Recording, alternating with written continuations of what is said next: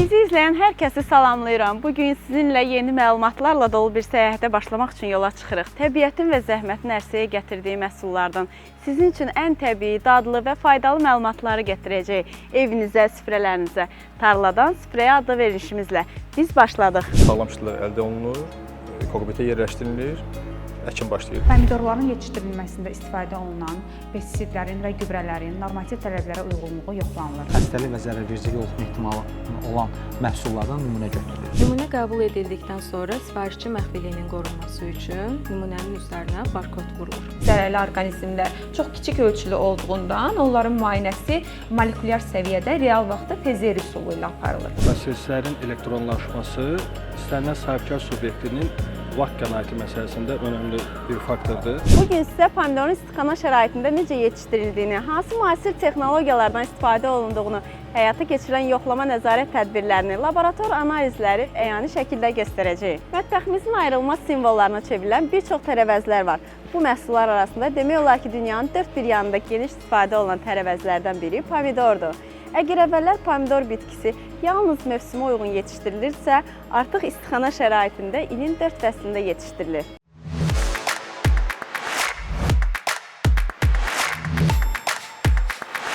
İstixanada pomidor becərilməsi necə həyata keçirir və ümumiyyətlə bu işə birinci nədən başlamaq lazımdır? Əkindən qabaq istixananı əkini hazırlayırıq. Gördüyünüz hər tərəf dezinfeksiya olunur xüsusi məhlullarla. Ondan sonra kokpitlər yerləşdirilir. Kokpitlər yerləşdiriləndən sonra istixanadan əkinə yararlı sağlam işlər əldə olunur, kokpitə yerləşdirilir, əkin başlayır, davam edir. Kokpitlərdə yetişdirilən pomidorla torpaqda yetişdirilən pomidor arasında fərq nədir? Kokpitə yetişdirmək daha rahatdır, xəstəliklərə qarşı davamlıdır, torpaqda məhsullarımız aşağı olur, kokpitdə və yaxud digər substratlarda daha yüksək olur. Hər hansı baş verə biləcəyi bir xəstəliyin və yaxud zərərvericinin qarşısını daha tez almaq olur kokpitdə. Torpaqdan gələn zərərvericilərin qarşısını kokpitdə ala bilirik, yoxdur yəni kokpitdə. Sulama sistemi haqqında məlumat verərdiniz. Sulama və gübrələmə bizim driplər vasitəsilə gedir. Saatda 3 litr maksimum su verə bilir. Onun bizə köməyi nədir? Məsələn, 10.4 hektar ərazidir, 260 min drip dediyimiz, yəni o balaca borulardan var. Maksimum su israfı olmur bizdə. Hər bitkinin dibinə eyni miqdarda istədiyimiz qədər su verə bilirik. Saatda 1 emitör 3 litr su buraxır bizdə. Ona görə biz məhsullarımız daha yüksəkdir. Pomidorun dadlı olması nədən asılıdır? Keyfiyyətli məhsul almaq üçün nələrə diqqət etməliyik? Pomidorun dadlı olması ilk öncə əkdiyimiz çeşiddən, sortdan asılıdır. Düzgün sort seçimi olmalıdır. İkinci, digər amillər də sulama, iqlim, gübrələmə, günəş, fotosintez. Pomidorları istixana şəraitində kokopitdə əkirik. Bəs kokopit özü nədir? Kokopit Şri-Lanka və Hindistanda kokos meyvəsinin içindəki məhluldan şirə kimi istifadə olunur. Üz qabıqlarından, toxuculuqda liflərindən toxuculuqda istifadə olunur. Qalan qalıntıları iri və kiçik hissəsi, yəni kips və bit hissəsindən də biz əkin sildə istifadə edirik, substrat kimi. Əslində itkiyə heç bir şey getmir. Demək olar ki, kokosdan heç itkiyə getmir.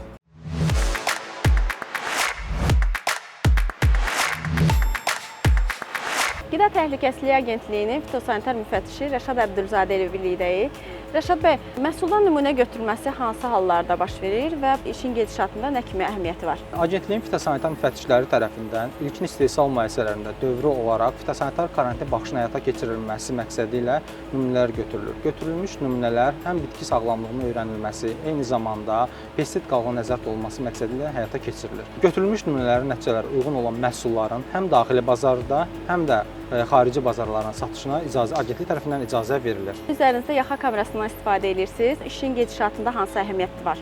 Agentlik tərəfindən keçirilən bütün yoxlama nəzarət tədbirləri çərçivəsində yaxa kameralarından istifadə olunur. Yaxa kameralarından alınmış görüntülər agentliyin monitorinq mərkəzindən ötürülür və bu yaxa kameraları şəffaflığın təmin edilməsinə xidmət edir.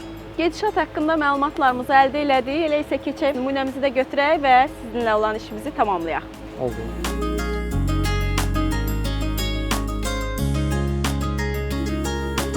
Tərəfimizdə məhsullara baxış keçirilir. Baxış zamanı müfəttiş tərəfindən şübhəli ehtimal olan, məsələn, xəstəlik və zərərvericilik olma ehtimalı olan məhsullardan nümunə götürülür. Həmin nümunələrdə əsasən belə deyim, xəstəlik və zərərvericilik əsasən bitkinin bu kasa yarpaqları adlanan hissədən, bu hissələrdə gizli qalan hissələrdə belə deyək. Bu hissələr yumurtaların qoyur, məsələn, pomidor lağımlayıcı güvəsi. bura öz yumurtalarını qoyub və biz onu belə adi gözlə müşahidə etmək çətin olur. Onun üçün laborator müayinə Mütləq keçirilən şəkildə nümunələr müayinə götürülür, bəli, keçməlidir. laborator müayinəyə cəlb olunur. Məhsulla yanaşı bitkinin yarpaqlarının arxasına da baxış keçirilir. Yəni burada sirayətlənmə əlaməti olan, məsəl deformasiya olan, onlar da yəni öz xəstəliyə zərər verici Artıq özünü göstərir. Özünü orada biruzə verir. Elə zərərvericilər varmı ki, özünü ilk baxışdan göstərir? Bəli, belə deyim, elə xəstəlik və zərərvericilər var ki, onlara artıq müfəttiş tərəfindən vizual baxış keçirilən zaman açıq-aşkar müşahidə olunur. Məsələn, pomidor lağmayıcı güvəsinin yarpaq üzərində izləri və meyvə üzərində izləri çox aşkar şəkildə müşahidə etmək mümkündür. O zaman necə yarpağın deyək ki, yeyilmiş olur bir hissəsi, yoxsa nə şəkildə olur? Belə deyim də, həmin zərərvericinin süfrəsi xüsusi izlər sanki salır belə və lağımlara şirə oxşayır. Yox, bəli. Və onlar elə ki, zər şəklində olur. Həmçinin yarpaqla yanaşı meyvənin də üzərində bu kasa yarpağı adlanan bölməsində də bunlar öz yumurtalarını qoyur və oradan çıxan süfrə artıq məhsula daxil olmaqla əmtəlik görünüşünü aşağı salır. Bununla bağlı tərəfimizdən mütəmadi olaraq monitorinq keçirilir, bəli, nümunələr götürülərək laborator müayinələr cəlb olunur. Hansı ki, bunlar gözlə müşahidə etmək mümkün deyil. Elə isə nümunəmizi götürək. Bəli, götürək.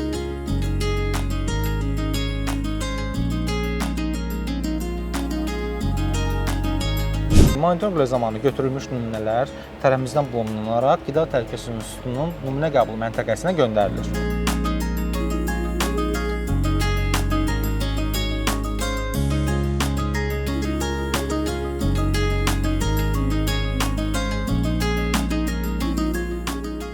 Hazırda istixanadan götürülən məhsul analiz olunmaq üçün aktiv əməkdaşlarına təhvil verilir. Bundan sonraki proses necə olacaq? Gəlin birlikdə izləyək.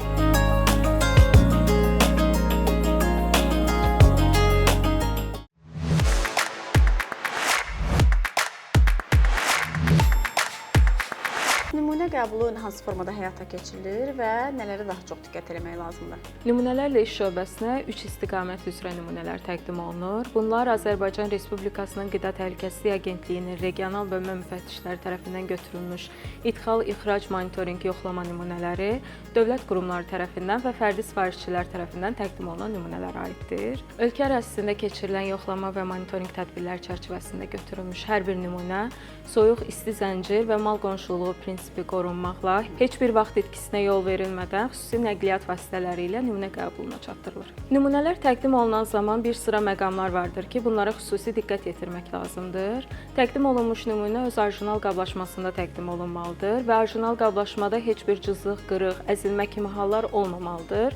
Çünki bu qeyd etdiyim hər bir məqam nümunənin müayinə nəticələrinə birbaşa təsir göstərir. Barkod sisteminin hansı üstünlükləri var? Nümunə qəbul edildikdən sonra sifarişçi məxfiliyinin qorunması üçün nümunənin üzərinə barkod vurulur. Barkodda yalnız nümunənin identifikasiya kodu, laboratoriya və məhsul adı, həmçinin nümunənin götürülmə və istehsal tarixi qeyd olunur.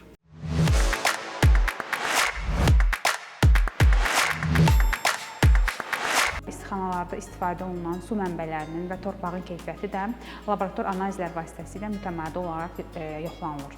Həmçinin bitki sağlamlığının qorunması məqsədi ilə fitosanitar nəzarət tədbirləri həyata keçirilir. İlk növbədə istixanada sağlam, genetik modifikasiya olunmamış toxum və şitirlərin əkini təmin edilir. Daha sonra mütəmadi olaraq zərərvericilər və bitki xəstəliklərinin aşkarlanmaması və onlara qarşı monitorinqlər aparılır. Lazım gəldikdə isə zəhərləşmə tədbirləri tətbiq olunur.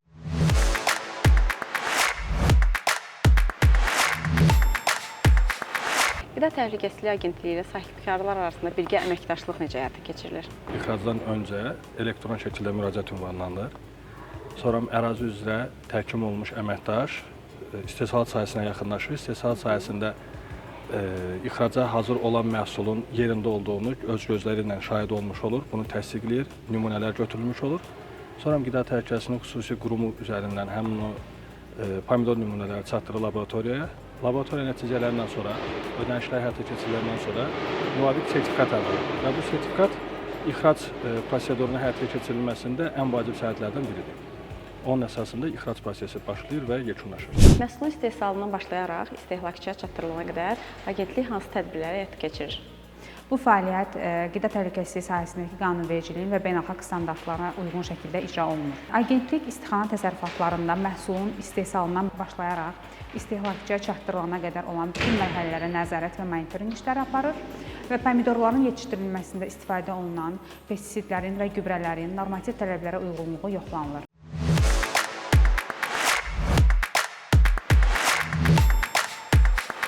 bütün bu proseslərin həyata keçirilməsində elektronlaşma əsas mühüm rol oynayır. Elektronlaşma sizə nə dərəcədə müsbət təsir göstərir? Kifayət qədər böyük təsir göstərir. Çünki proseslərin elektronlaşması istənilən sahibkar subyektinin vaxt qənaəti məsələsində önəmli bir faktordur.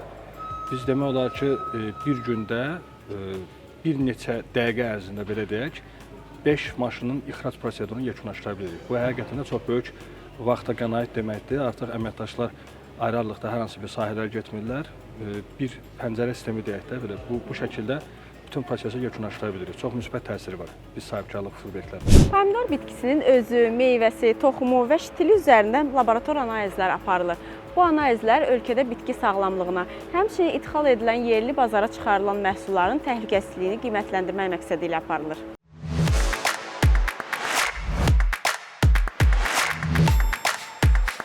Hər zaman kadr arxasında qalan ən maraqlı hissə buradır ki, biz laboratoriyaya gəlmişik və laboratoriyada analizlər necə aparılır? Ümumiyyətlə, ilk baxışdan Gülər xanım, necə bilmək olur ki, məhsul zərərvericilərə və xəstəliklərə yoluxubmu? Laboratoriyamızda əsasən fitopatogen nematodların və zərərverici həşəratların müayinəsi yüksək optik həssaslığa malik mikroskopların köməyi ilə morfoloji üsulla aparılır. Bununla yanaşı virus, göbələk, bakteriya kimi zərərli orqanizmlər çox kiçik ölçülü olduğundan onların müayinəsi molekulyar səviyyədə real vaxtda PCR üsulu ilə aparılır. Pomidor məhsullarında əsasən həşərat növləri, fitopatogen nematod, bakteriya, virus və göbələk mənşəli xəstəliklər zərər vurur. Bunlardan həşərat növləri əsasən yarpaqların şirəsini sorur və yarpaqlarda lağımlar açaraq onun lətli hissələri ilə qidalanır. Bu həşərat növlərinə pomidor lağımlayıcı güvəsini, ağqanadlıları, tripsləri və sovkaları göstərmək olar. Bununla yanaşı, görüldüyü kimi nematodlar pomidorun kök sistemində fırlara səbəb olur. Göbələklər yarpaqlarda əsasən qəhvəyi ləkələr əmələ gətirir.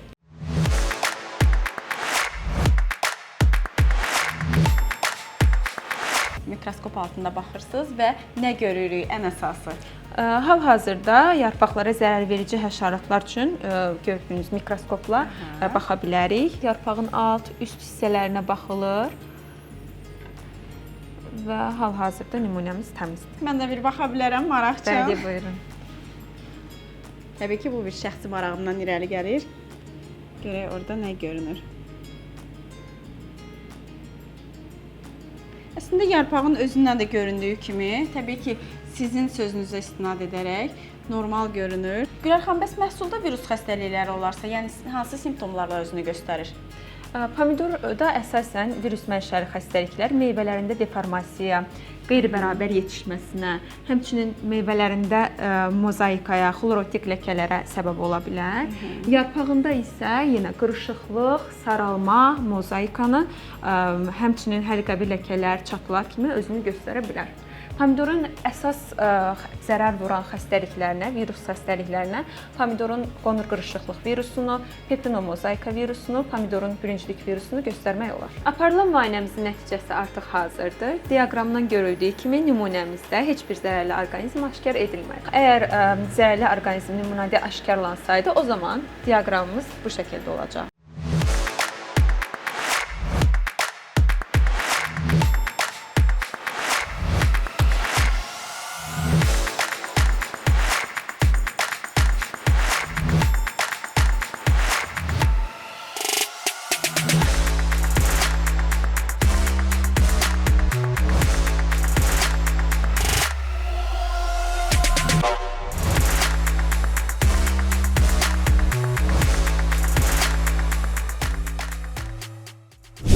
Pomidor yalnız ləzzət deyil, tərkibi vitaminlərlə zəngin olan sağlamlıq xəzinəsidir.